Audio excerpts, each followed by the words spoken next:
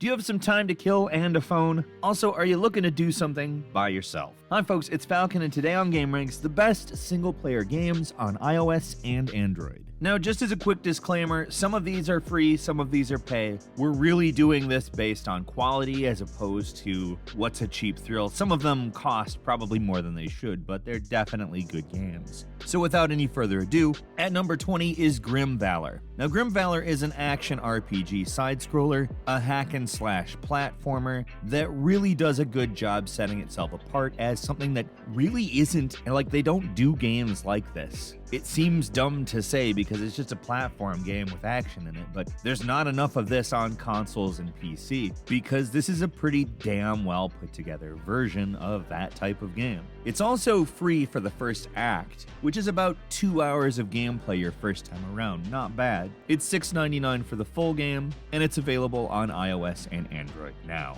At number 19 is Pascals Wager, which is a dark fantasy action RPG that in truth has some of the better visuals of a lot of things that I've seen on mobile. It's currently an iOS-only game, which kind of sucks, but at the same time, it's something along the lines of, visually speaking at least, a Skyrim or a Witcher 3 look to it. It's a little bit better looking than Skyrim, though, obviously, which is really cool to say about a mobile game. The game itself has a great story and does a great job with boss battles as well. Pascal's Wager is $6.99 on iOS right now. At number 18 is Stardew Valley, which is perhaps one of the better games ever released. It's basically a take on the Harvest Moon formula that integrates some ideas from Minecraft and or Terraria, depending on where you come from. Stardew Valley is one of those games that just builds itself on its charm. It's incredibly fun. It's so easy to get absorbed in doing anything in this game, but as you build up your farm, it's also very rewarding to stick to basically what you're supposed to do. Stardew Valley is out on both iOS and Android now for $7.99.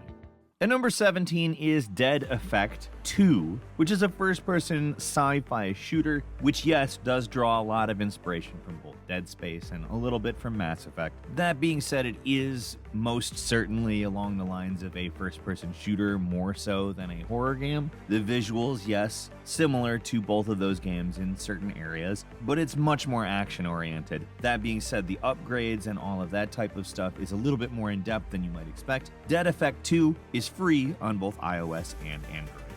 At number 16 is Dissidia Final Fantasy Opera Omnia, which is somewhere between Dissidia Final Fantasy and a more traditional JRPG. There's a little bit more there that will remind you of the more regular Final Fantasy, particularly the battle system. It's a little less like a brawler. It was co-developed by Square Enix and Team Ninja, and it is a fairly unique game. It is free to play, so it does have a lot of the trappings of that. However, it does have a lot of its own unique compromises between traditional JRPG and the more brawler-oriented Dissidia gameplay. Dissidia Final Fantasy Opera Omnia is out on iOS and Android now. It's free to play, like I said.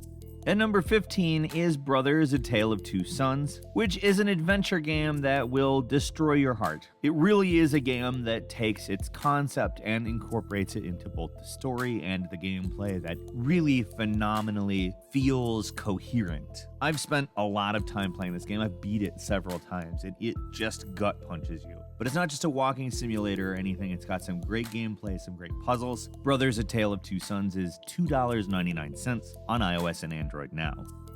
At number 14 is Animus Standalone, which is a game that definitely attempts in some ways to be Dark Souls, but not full bore. Aesthetically speaking, yes, they want you to think Dark Souls, but there are some key differences in the gameplay, but also some key similarities. It makes sure to have the combat more weight-oriented and not just arcadey, hack and slash. It is a very fun game, though. It's $3.99. It's out on iOS and Android. Check it out.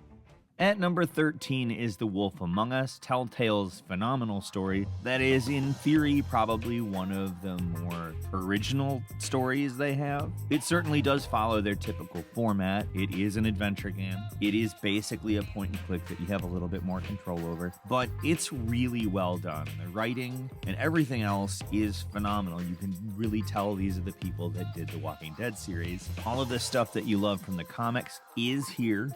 Wolf Among Us Episode 1 is free, other episodes are purchasable from in-game. It's out on iOS and Android right now. At number 12 is The School White Day, which is a remake of a Korean game called White Day, a labyrinth-named school, from way back in the early 2000s. It's a game that was really well loved in South Korea, but had basically a cult following in other countries. It's been remade with 3D graphics. It is a very good-looking game. You're basically trapped in a school. The school is very creepy, and the goal is, of course, to survive. The School White Day is out on iOS and Android now. It's $6.99, and it's a pretty darn good game. At number 11 is Max Payne. That is right, Max Payne is on your phone. If you are a fan of the bullet time shooter with the bizarre, drug-oriented, psychedelic, insane story, and let me tell you that I definitely am, I was really excited to find out when they were going to put this on the phone, and they did a phenomenal job. For what Max Payne is, it controls very good for a phone. Also, again, this is a classic game that pretty much invented bullet time in games. There's not much else to say. If that sounds vaguely good to you, it's the granddaddy. Max Payne is out on iOS and Android now for $2.90. At number 10 is Implosion, Never Lose Hope. This is actually a game that I tried fairly recently, and it does a really good job of having a fairly unique touch control scheme. This is a game that just feels like it constantly has momentum. It does have a pretty alright story. For a mobile game, it has very good voice acting, and the execution of the story is quite good. But really, the main allure of it is upgrading your machine that you're up against the alien threat with. There's a lot to do as far as that goes. Maybe not the most I've ever seen in a game, but again, it's a mobile game and it's incredibly fun. It's hard to really rag on it too much because I have gone back to it since I tried it. Implosion Never Lose Hope is $9.99 on iOS and Android.